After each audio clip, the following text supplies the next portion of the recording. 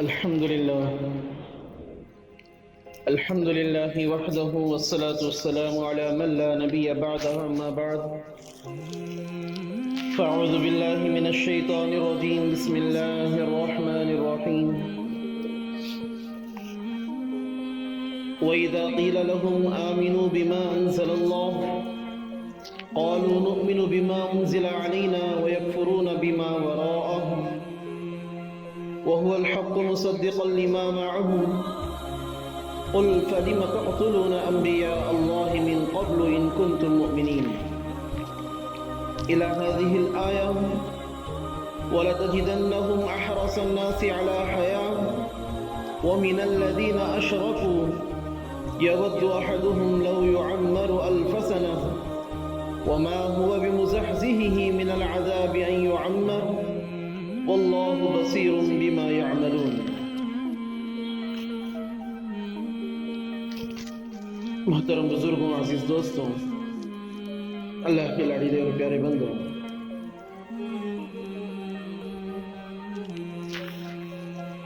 گزشتہ ہفتہ ہم نے سنا کہ اللہ تعالیٰ نے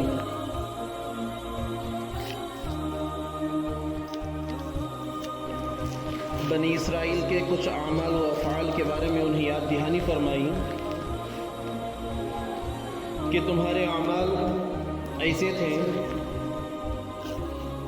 کہ اللہ نے موسیٰ علیہ السلام کو مبعوث فرمایا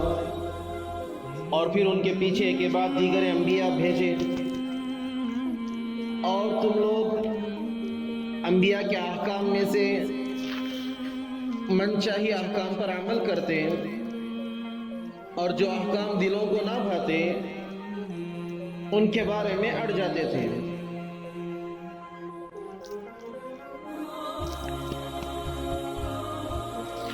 اور انبیاء کی ایک جماعت کو جھٹلایا اور ایک جماعت کا قتل کیا، اور پھر آگے اللہ تعالیٰ نے انہیں یہ بھی یاد دہانی فرمائی کہ اللہ کے نبی صلی اللہ علیہ وسلم کی بعثت سے پہلے ان کی آمد کی دعا کرتے تھے، اور جب اللہ کے نبی حضرت محمد صلی اللہ علیہ وسلم مبعوث ہو گئے تو وہ لوگ انہی کا انکار کر بیٹھے۔ الغرض آج جو آیتیں تلاوت کی گئی ہیں ان میں اللہ رب العزت کا ارشاد ہے، جن آیتوں کا خلاصہ یہ ہے کہ یہود اللہ کے نبی صلی اللہ علیہ وسلم کے زمانے میں جو تھے وہ اپنے آپ کو ایمان والا بتاتے تھے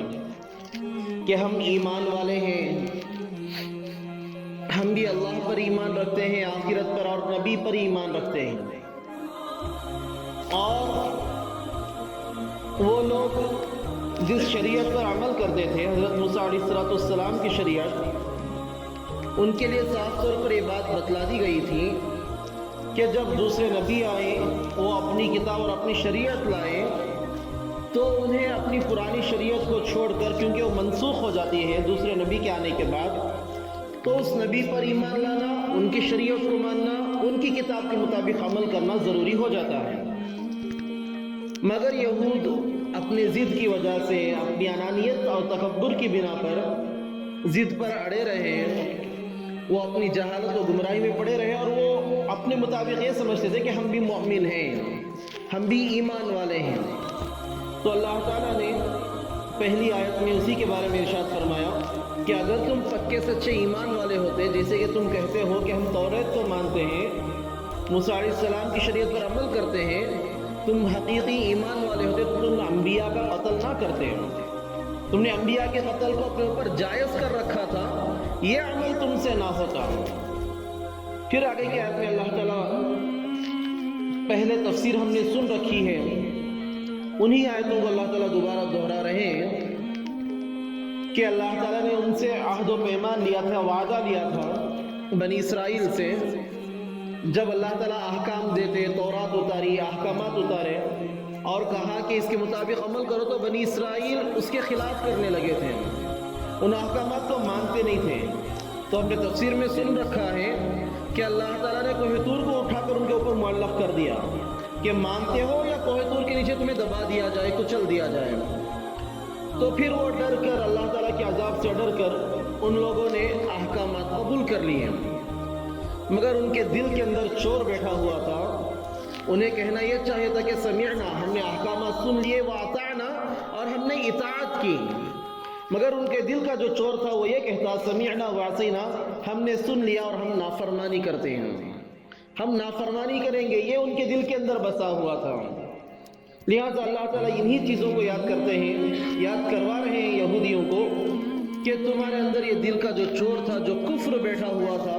اسی کفر کی وجہ سے وہ جو بچڑے کی عبادت کے اندر لگ گئے تھے, جس کی وجہ سے ان پر عذاب آیا. اللہ تعالیٰ نے ایک دوسرے کو قتل کرنے کا حکم دیا, 70,000 قتل ہوئے. ہم نے واقعات سنے ہیں, آیت نمبر 60 کے قریب, 50 کے قریب یہ آیتیں گزری ہیں. اللہ تعالیٰ انہی وعدوں کو یاد کروا رہے ہیں. اور پھر اس کے بعد ایک بہت بڑی چیز جو آج کے آیتوں میں آنے والی ہے وہ ہے مباہلہ. یعنی یہودیوں کا یہ دعویٰ تھا, جیسے ہم نے سنا ہے, وہ کہتے تھے کہ ہم اللہ کے نیک بندے ہیں, ہم اللہ کے ولی ہیں, ہم اللہ کے بیٹوں کی طرح ہیں, ہم اللہ کے بیٹوں کی طرح ہیں, ہمیں عذاب نہیں ہوگا. یہ ان کا دعویٰ تھا. وہ کہتے تھے کہ ہم ایمان والے مومن بندے, اللہ کے قریب سب سے زیادہ ہم ہی ہیں, اس کے سب سے زیادہ محبوب ہم ہی ہیں, اللہ ہمیں عذاب نہیں دیں گے. اب یہاں پر اللہ رب العزت نے گویا ان کے سامنے ایک شرط رکھ دی جسے شریعت کی زبان میں مباہلہ کہا جاتا ہے. اور یہودی یہ کہتے تھے کہ جنت صرف ہماری ہے, جنت میں صرف ہم جائیں گے, اللہ نے صرف ہمارے لیے بنائی ہے, ہمارے علاوہ سارے کے سارے لوگ جہنم میں جائیں گے. تو اللہ کے نبی صلی اللہ علیہ وسلم کو اللہ تعالیٰ نے یہ آیت نازل فرمائی کہ نبی جی ان سے کہہ دیجئے کہ اگر تم اتنے ہی پکے ایمان والے ہو, اللہ کے زیادہ محبوب ہو, تو آؤ مباہلہ کرتے ہیں. دلیل سے تم ماننے کے لیے تیار نہیں, دونوں آپس میں ایک دوسرے کے لیے اللہ کے سامنے کھڑے ہوں گے اور یہ کہیں گے کہ یا اللہ ہم میں سے جو جھوٹا ہے اس پر تیرا عذاب نازل ہو جائے, جو ہم میں سے جھوٹا ہے اس پر موت واقع ہو جائے تاکہ وہ جہنم رسید ہو جائے. اللہ تعالیٰ نے کہا کہ اس کی دعوت دی جائے, مگر وہ لوگ تیار نہیں ہوئے اس کے لیے. تو اللہ تعالیٰ نے فرمایا کہ یہ لوگ تیار بھی نہیں ہوں گے, کیونکہ حقیقت کو جانتے ہیں, وہ جانتے ہیں کہ آپ نبی برحق ہیں, وہ جانتے ہیں کہ اسلام حق ہے, مگر ضد کی وجہ سے وہ لوگ اکڑے بیٹھے ہیں, آیتوں کے ذریعے سے مطابقت کرتے ہیں. اللہ تعالیٰ فرماتے ہیں,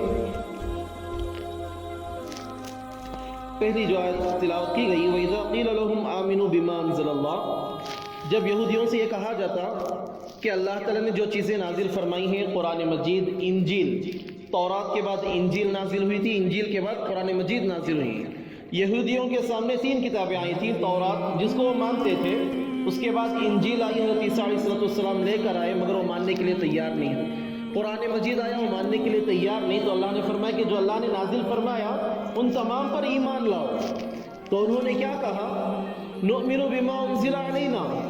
ہم پر جو کتاب نازل ہوئی ہم اس پر ایمان رکھتے ہیں. وَيَكْفُرُونَ بِمَا وَرَاءَ, اور اس کے علاوہ جو کتابیں ہیں ان تمام کا ہم انکار کرتے ہیں. کھلے طور پر انہوں نے یہ بات کہہ دی. تو اللہ تعالیٰ نے فرمایا کہ بھئی قرآن حق کتاب ہے,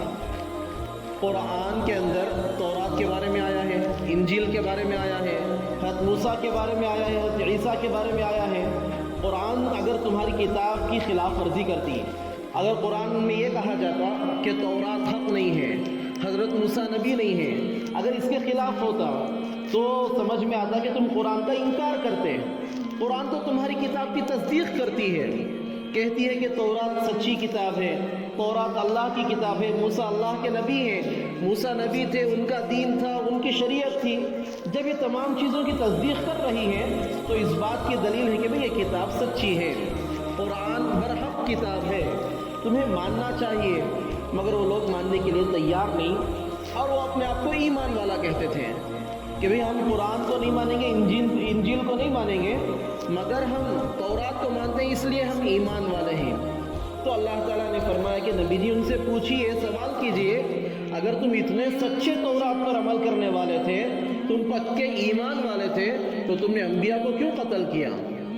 تو معلوم ہوتا ہے کہ تمہارا ایمان کچھ نہیں ہے، بس تم ایک بہانہ تلاش کر رہے ہو قرآن پر عمل کرنے سے بچنے کے لیے۔ تمہیں ایک بہانہ چاہیے نبی کو نبی ماننے کے لیے، قرآن کو کتاب اللہ ماننے کے لیے تمہیں بہانہ چاہیے، اس لیے یہ بہانہ تلاش کر رہے ہو کہ ہم تورات پر عمل کرتے ہیں، حالانکہ تورات کی تعلیمات کے مطابق تمہارا کوئی عمل نہیں ہے۔ حقیقی جو مومن ہوتا ہے وہ انبیاء کے احکام کی خلاف ورزی نہیں کرتا، ان کو قتل کرنا یا ان کی بے عزتی کرنا تو بہت دور کی بات ہے۔